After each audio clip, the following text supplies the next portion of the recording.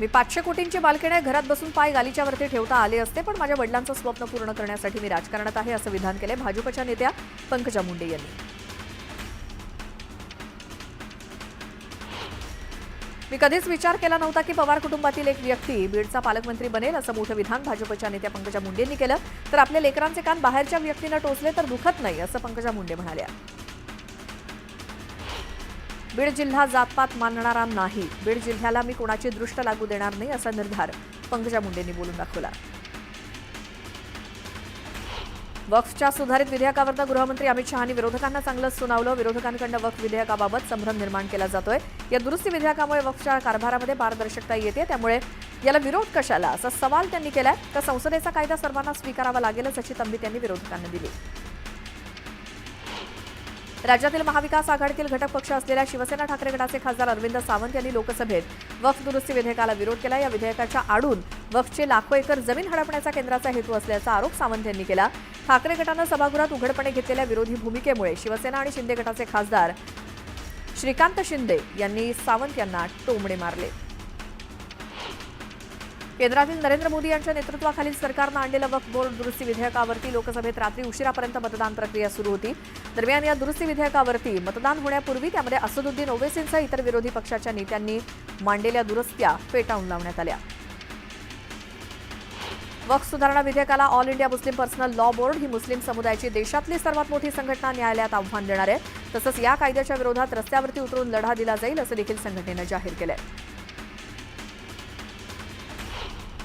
राज्यातील महायुती सरकारनं 100 दिवसांच्या कृती आराखड्यात ठरवलेल्या 938 कृती बिनपैकी 411 कामं पूर्ण झाली आहेत, तर 372 कामं अंतिम टप्प्यात आहेत. आराखड्यातील 85 कामं पूर्ण झाली आहेत, 85% पूर्ण झाली आहेत, तर 16% कामातील अडचणींच्या सोडवणुकीसाठी 2 आठवड्यांचा कालावधी देण्यात आला असून 1 मे पर्यंत सर्व कामं पूर्ण होतील, असा विश्वास मुख्यमंत्री देवेंद्र फडणवीस यांनी व्यक्त केला आहे.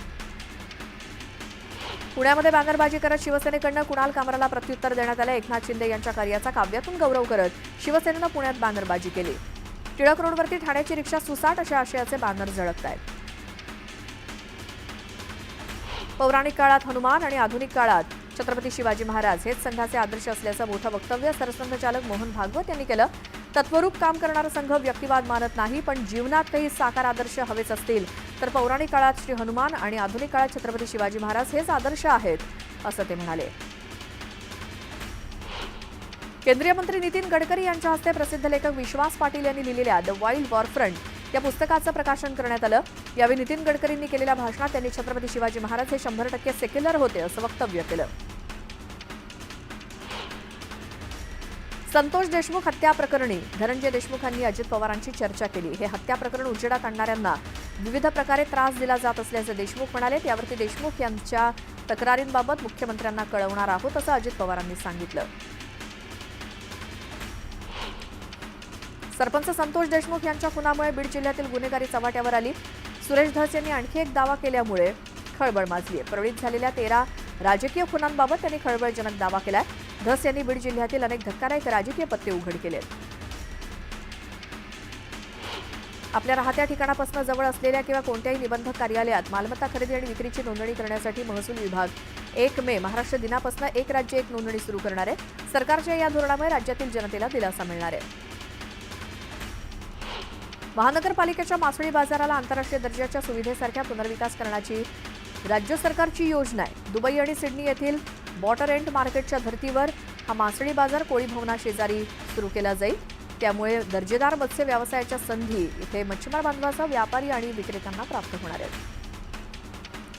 आदिवासी भागातील आरोग्य विषयांचा सखोल अभ्यास करण्यासाठी आणि उपाययोजना सुचवण्यासाठी सार्वजनिक आरोग्य विभागानं समितीची स्थापना केली. आदिवासी भागातील नागरिकांच्या आरोग्याशी निगडीत सर्व बाबींचा सखोल आणि सर्वंकष विश्लेषण करून त्याद्वारे उपाययोजना सुचवण्याची मुख्य जबाबदारी या समितीवरती असणार आहे. राज्यात विविध विभागांनी केलेल्या जलसंधारणाच्या सुमारे 14 लाख कामांची प्रत्यक्ष पाहणी मृदा आणि जलसंधारण विभागाकडून होणार आहे. पुढील 2 महिन्यात या माहितीचं संकलन आणि विश्लेषण झाल्यानंतर जलयुक्त शिवार टप्पा 3 ही योजना राबवली जाणार असल्याची माहिती मिळते.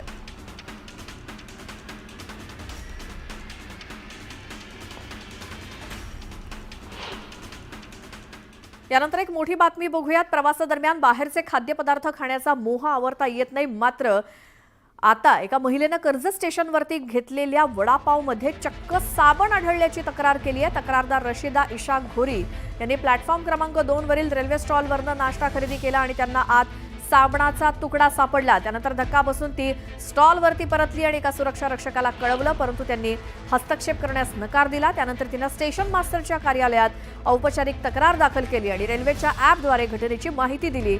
दरम्यान योग्य तपासणीनंतर रेल्वे अधिकाऱ्यांनी पुढील चौकशीसाठी स्टॉल सील करून कारवाई केली आहे.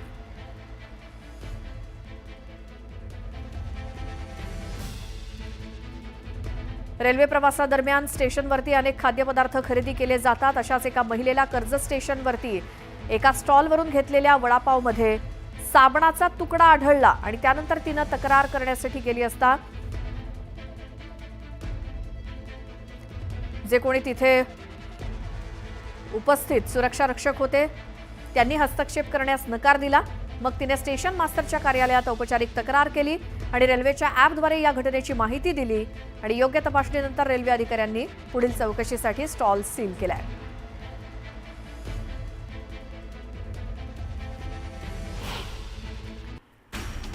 राज्यातील सर्व शाळांचे स्वयं आणि बाह्य मूल्यांकन पूर्ण झालेलं नसल्यामुळे राज्य शैक्षणिक संशोधन प्रशिक्षण परिषदेनं 10 एप्रिलपर्यंत मुदतवाढ दिली आहे.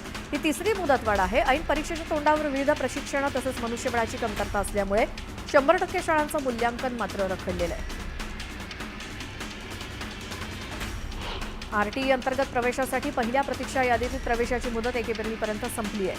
हे काम संपल्यानंतर पुढील 5 दिवसात पुढच्या प्रतीक्षा यादीची प्रवेश प्रक्रिया सुरू होईल असं शिक्षण विभागानं सांगितलंय. पहिल्या प्रतीक्षा यादीच्या प्रक्रिया अखेरीस मुंबई विभागात आतापर्यंत 500 विद्यार्थ्यांनी प्रवेश घेतलेत.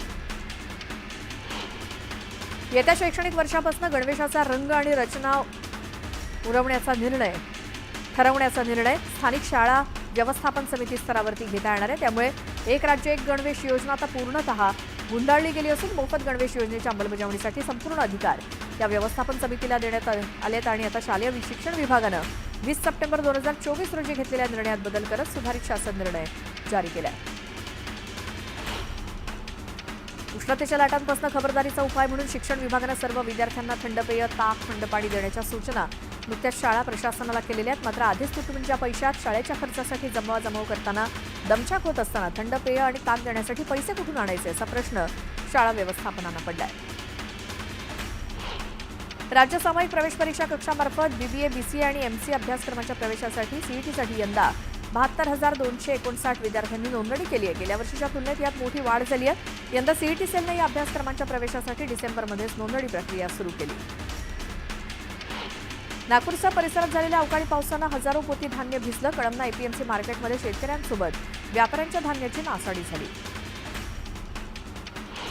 नागपूरमध्ये वादळी वाऱ्यासह झालेल्या पावसामुळे शहरात अनेक ठिकाणी झाडांची पडझड झाली. वादळी वाऱ्यामुळे झाडांच्या फांद्या तुटून विजेच्या खांबावरती पडल्यामुळे अनेक ठिकाणचा वीज पुरवठा खंडित झाला.